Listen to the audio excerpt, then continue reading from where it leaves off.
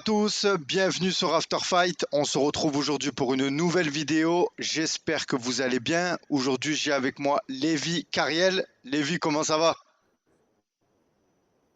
Ça va bien, ça va bien. Après le combat de jeudi, on est là, on est bien, on est bien. Ouais, Super motivé. ouais, ben on va y venir. Je pense que c'est ce que les gens veulent savoir justement après ce magnifique KO que tu as mis donc au Brave ce week-end. Mais avant toute chose, c'est la tradition chez After Fight. Je demande toujours aux personnes de se présenter rapidement. Tu viens d'où? Tu as quel âge? Voilà, je me présente, Lévi Cariel. Donc j'ai 34 ans. Je viens de Sarcelles, 95-200, banlieue nord. Je suis combattant d'MMA. Ça fait 15 ans que je pratique le MMA et Et d'autres diverses disciplines aussi. d'accord. Et justement, la première fois que tu as fait la connaissance des sports de combat, c'est quoi? Tu as commencé par le pied-point, de la lutte. Explique-nous un peu ton background. J'ai commencé en fait, j'étais footballeur étant petit et donc j'ai mon père qui nous a toujours appris voilà le self-défense à nous défendre quoi. Donc il nous apprenait des bases de pied-point étant tout petit, tout ce qui est conditions physiques aussi, une éducation sportive. D'accord, Et t'es passé par le football et, c'est ça, et en parallèle, donc c'est ça. il y avait papa qui apprenait le self-défense. Lui, il avait de l'expérience dans les sports de combat, dans la self-défense, dans le Krav Maga. Oui, c'était un sportif aussi. Et donc, il nous a toujours appris le sport de combat, le sport en lui-même, hein, puisque on jouait au foot ensemble, tout ça. Et mais en parallèle, le sport de combat aussi. Et la Voilà. première fois que tu vois du MMA, tu, tu le fais d'abord ou tu le vois à la télé en premier? Bah, en fait, j'ai commencé par le pied-point. Je suis un ancien militaire. Donc, pendant ma carrière à l'armée, j'allais au Palais des Sports situé sur Orléans. J'ai fait ma carrière militaire sur Orléans. Donc, j'allais au Palais des Sports. J'ai commencé par le lutte contact. C'est un dérivé de sambo pour ceux qui connaissent. Et je faisais aussi de la boxe thaï à Orléans. Et ensuite, fin de carrière, arrivé sur Paris, j'ai fait mon premier club de MMA chez Daniel Cognam, à Montrouge. D'accord, ben justement, Voilà. c'était la question que j'allais te poser. Donc ça, le premier club de MMA, c'est en quelle année à peu près? C'était,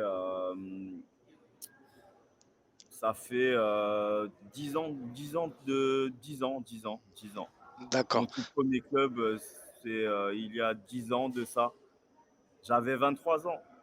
Et justement, toi, à cette époque, est-ce que t'as des motivations dans le MMA? Est-ce qu'il y a des combattants? Tu suis l'UFC? Tu regardes un peu?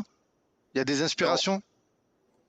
en fait, je faisais des allers-retours en Hollande.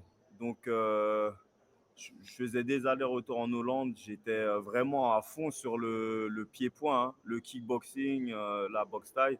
Donc, j'ai fréquenté le meilleur club mondial où se trouvaient les meilleurs combattants en kickboxing. Actuellement, le nom du club s'appelle Hammer Gym. Et avant l'entraînement, j'avais l'habitude de regarder des vidéos et par hasard, je tombe sur une vidéo de John Jones. Et une fois que voilà, je suis tombé sur la vidéo de John Jones, je me suis dit, c'est parti, je Tu vais peux, faire du MMA maintenant, tu c'est peux, fini le pied-point. tu peux nous partager c'est laquelle? C'est pas celle de Lyoto Machida, non? Où il soumet Lyoto Machida, non? Je suis tombé sur le highlight de John Jones. Je Et, me suis dit, c'est parti, voilà, je commence le MMA, quoi. et Je donc, laisse tomber le pied-point. ok, ok. Et en pied-point, t'avais fait une carrière quand même? Enfin, t'avais combien de combats à ton actif? T'avais pas mal de victoires, de défaites? en pied-point, mon objectif, c'était de créer une expérience pour me préparer au MMA, en fait. Donc, j'ai fait des combats internationaux en Autriche, en Hollande, aux Pays-Bas, j'ai combattu aussi. Donc, les vidéos ne sont pas sur YouTube, mais j'ai créé mon expérience, j'ai fait des combats et je dormais aussi sur le tatami, matin, midi, soir. J'avais une vie assez dure de combattant, quoi, où je dormais au club directement Ah, en Hollande. c'est super intéressant. Parce que tu viens de me dire justement que tu as eu ce gros passé dans le pied-point et dès que tu as vu du MMA, tu t'es dit j'arrête tout quoi. C'est ça, c'est ça, c'est ça. Voilà, je suis tombé amoureux du MMA et surtout le jour où je suis parti au Brésil en stage 2 mois intensif Ok, où je tu m'entraînais. peux nous raconter, ouais? Je suis parti, ça fait 10 ans de ça, au Brésil en stage et c'est à partir de là vraiment où j'ai été matrixé par le MMA puisque le Brésil, ça fait partie des pays fondateurs du MMA. Donc, une fois que j'y ai mis le pied, c'était vraiment magique pour moi en fait. Et C'était justement, vraiment magique. Lévi, toi qui viens du pied-point, quand tu as vu le MMA et tout ce qu'il fallait apprendre, le sol, ça t'a pas fait peur un peu? J'avais déjà des bases. Ok, ouais, de par la J'avais des lutte. par un cousin à moi aussi qui nous donnait des cours sur un terrain de rugby en fait en herbe. Donc bien avant ça, bien avant de commencer le MMA, je m'entraînais de temps en temps avec un grand cousin à moi qui nous a appris aussi les bases du sol, les bases du MMA pour arriver justement en club préparé en fait. Ben c'est impressionnant. Donc, tu as vraiment cette grosse base de pied-point. Tu as fait des voyages. Enfin, aujourd'hui, donc en 2017, tu fais tes débuts en pro. C'est ça, c'est ça. Je fais mes débuts en Ouais. pro donc en Hollande, puisque comme je vous l'ai dit, je faisais souvent des allers-retours en Hollande, donc j'ai eu un contact là-bas qui m'a fait faire mon premier combat en Hollande à Den Haag. Donc j'affrontais là-bas un pur Hollandais devant son public où je me suis exprimé de la meilleure des manières, voilà, Ouais, pour la première fois. tu l'as soumis. C'est ça, c'est ça. Tu C'était as pas gagné. facile, mais Ouais. mes entraînements, mon expérience m'ont permis de gagner, quoi. Et justement, après ce combat, il y a eu 3 ans d'inactivité. T'es revenu, on a pu voir le combat après, c'était en 2021. Oui, Euh, c'était en Allemagne aussi, à IFC. voilà, c'est ça.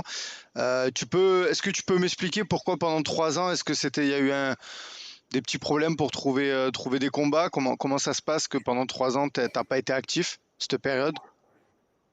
Pendant 3 ans, j'ai eu un peu une difficulté, voilà, par rapport financièrement, j'avais pas de sponsor, etc. Donc, fallait nourrir la famille, hein, fallait manger, remplir le frigo. Donc, j'ai travaillé même, j'ai travaillé. Et puis, j'avais aussi ce petit problème de manager. En fait, le manager que j'avais à l'étranger, voilà, me trouvait pas des bons combats, quoi. Donc, j'ai refusé certains combats qui étaient pas bons pour moi. Mais à côté de ça, je restais toujours entraîné, concentré. Et j'ai eu aussi beaucoup d'annulations d'adversaires qu'ils ont annulés. D'accord. Beaucoup d'annulations d'adversaires qu'ils ont annulés à la dernière minute. Donc j'arrivais sur les pesées, j'arrivais à l'événement et l'adversaire ne se présentait pas. Enfin, c'est déjà arrivé aussi. Et justement, en continuant de regarder bon, ton palmarès, tu es à 4 victoires, 0 défaites. Tu as affronté Emerson Silva. Oui, Tu peux nous parler de ce combat parce que c'est un combattant qui s'entraîne, je crois, avec la team Daniel Warin, la team Warin. Combattant très très solide. oui, Tu, effectivement, tu- c'était un bon combat, c'était un bon combat. Emerson Silva, c'est un bon combattant, c'est une bonne personne. Et voilà, on s'est croisés, hein. Nos chemins se sont croisés et puis bon, j'ai gagné. On m'a appelé de 2 semaines. short notice. Ouais. J'avais, j'ai pas fait la même préparation que j'ai fait ce jeudi passé. J'avais vraiment une courte semaine, un court temps pour me préparer. J'ai pris le combat de 2 semaines et puis la chance était de mon côté. Voilà. Et donc là, tu es à 4 victoires, 0 défaites. Est-ce que c'est important pour toi aujourd'hui de garder ce bilan d'invaincu? Est-ce que tu as un peu cette pression de la défaite étant donné que tu ne l'as pas encore connue? Je pense que la pression de perdre, on l'a tous. Après, ce qui me rassure, c'est tous les années difficiles, les années d'entraînement dur. Voilà, c'est ce qui me rassure. Je sais que quand je rentre dans l'octogone, je suis à l'aise, quoi. Je suis à l'aise et voilà, pour moi, je suis rassuré, je suis rassuré, je suis rassuré. Je suis pas Et, en stress. J'ai confiance en moi, j'ai confiance en moi. et donc là, il y avait l'Hexagone MMA qui faisait donc un partenariat avec le Brave, Oui, événement à Nantes. Ben voilà, toi tu combats au Brave aussi, grosse organisation.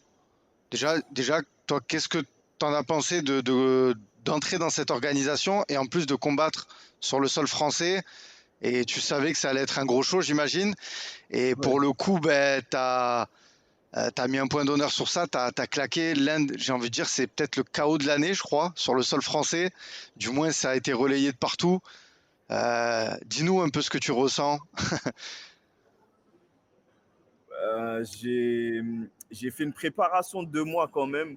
C'était la première fois depuis le début où je fais des combats, des compétitions. C'était la première fois où j'ai eu autant de temps de préparation, même si c'était un peu compliqué parce que c'était cet été, c'est tombé voilà, cet été, mais j'ai fait une grosse préparation.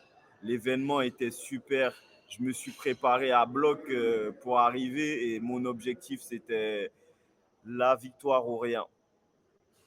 Donc, dans ma tête, c'était absolument gagner, gagner, gagner, gagner. Et je pense que la question que tout le monde a envie que je te pose, c'est ce genre de chaos, c'est préparé à l'entraînement, c'est comment, c'est dans le combat, tu as senti l'opportunité, tu l'as saisi, ça, Justement, c'est une bonne question parce que mon adversaire prétend que c'est de la chance. Pour répondre à ça, c'est pas de la chance, c'est travailler depuis des années. C'est de la pratique, c'est des années, c'est de l'expérience. C'est un coup que je travaille, ça fait depuis longtemps que je travaille dessus.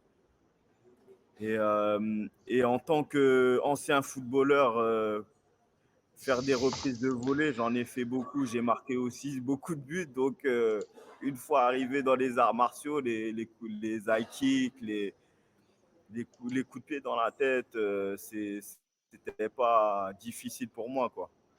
ben là clairement ça a été le chaos de la soirée, je le répète, c'est sûrement le chaos de l'année sur le sol français. Je voulais aussi te poser la question, tu étais en ouverture de carte, bon, tu as ouvert les hostilités, tu as conscience que là, il y a pas mal de choses qui vont changer quand on s'impose avec l'art et la manière. J'ai pu comprendre aussi que tu avais signé à la Bulgarian Top Team. Oui, effectivement, avec JB, avec Guillaume Pelletier, avec le staff, l'équipe de la Bulgarian Top Team. Et voilà, c'est parti, hein. C'est parti. Let's Ça faisait go. longtemps que j'attendais ça.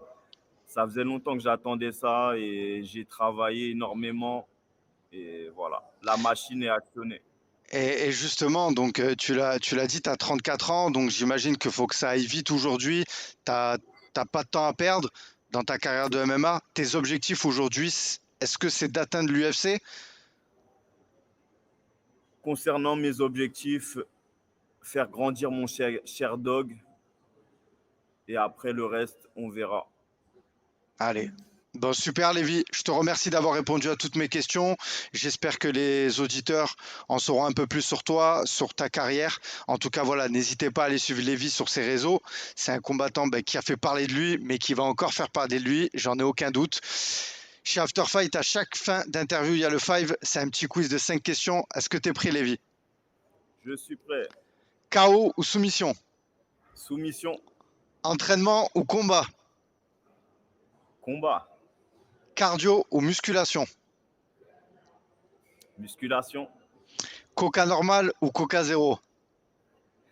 Coca zéro, Et ton repas préféré hors diète? ordiette, un Colombo typique des Antilles, puisque voilà, je suis originaire de la Martinique, donc le Colombo Cabri, c'est parfait. Allez, c'est Avec bon. des haricots, sauce rouge et un bon piment entier, c'est royal. On le prend. Et tiens, vu que je te parle de hors diète, t'es en welterweight.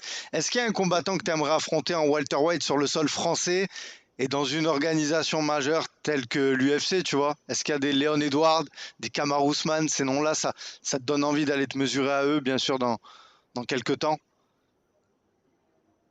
Pour moi, ça m'a jamais fait peur d'affronter des légendes, des gars qui sont au-dessus de moi. Justement, justement, je suis habitué à côtoyer, m'entraîner avec des gars de l'UFC, puisque revenons à ma préparation voilà, de cet été, je suis parti m'entraîner avec Gérard Moussassi, quoi. Je Incroyable. m'entraînais avec Gérard Moussassi, avec lui et sa team. On parlait ensemble, il me montrait certaines techniques. Donc, j'ai l'habitude de m'entraîner avec des gars à haut niveau. Et voilà, non, je prends ce qu'il y a à prendre et quand je vais monter, s'il faut prendre des grosses têtes, on va prendre les grosses têtes et on va casser leurs grosses têtes aussi. Il n'y a pas de souci. On va Yes. faire le travail. Lévi, merci encore pour le temps que tu m'as accordé. C'était un plaisir de te recevoir sur After Fight. Yes. Je vais te laisser le mot de la fin pour terminer l'interview. Si tu as des personnes de ton équipe à remercier, des sponsors, je te laisse le libre antenne. Concernant les sponsors, je suis à la recherche de sponsors, effectivement, puisque j'ai pas des sponsors voilà, qui me suivent. Et justement, j'en cherche. Donc, si des sponsors m'entendent, si vous pouvez me contacter, n'hésitez pas de me contacter. Voilà, ça me ferait plaisir, ça me ferait du bien pour mes préparations, voilà, pour être au top niveau.